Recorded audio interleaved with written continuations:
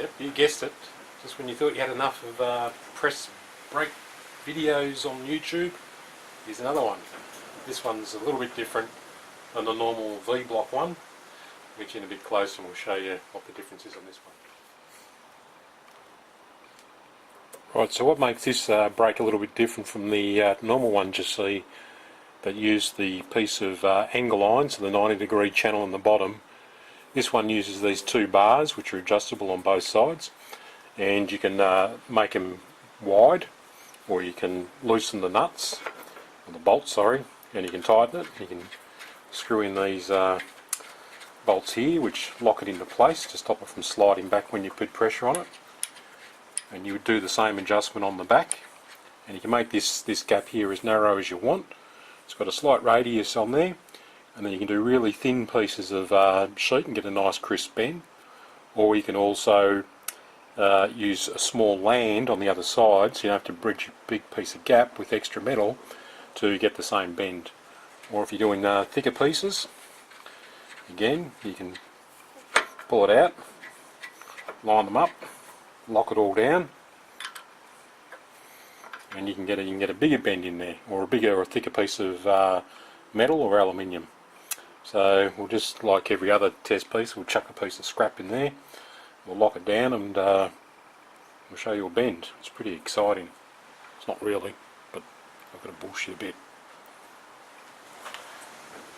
We're down to a bit of 3mm.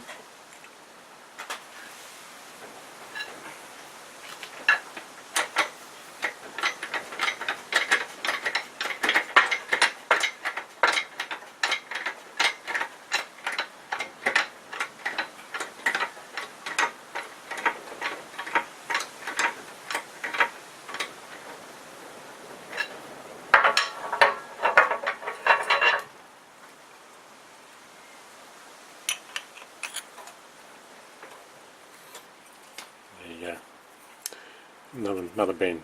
As I say, if I want to get fancy, I'll just get there, and if I want 90 degrees, I do 90 degrees. I'm done up to 8mm thick steel, and it pushes it just fine. And this is about 6mm thick steel.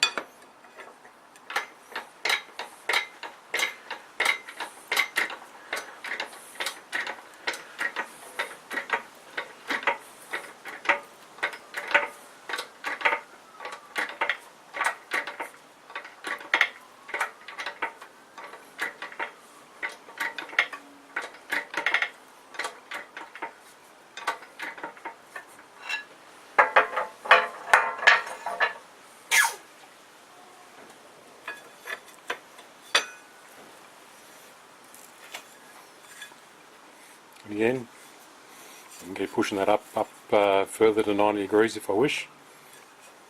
I'll just give it a crack. It comes out okay.